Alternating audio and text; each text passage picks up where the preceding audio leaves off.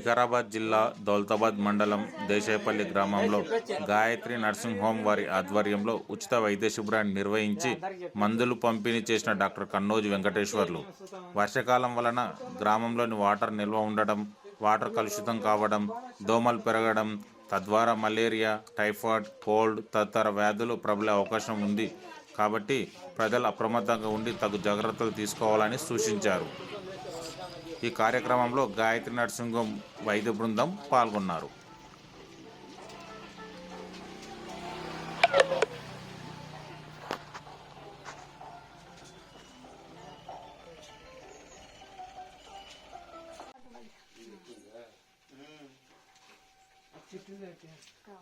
మధ్యాహ్నం ఇది మధ్యాహ్నం ఇది రాత్రి ఇది దీనిలో కాకుండా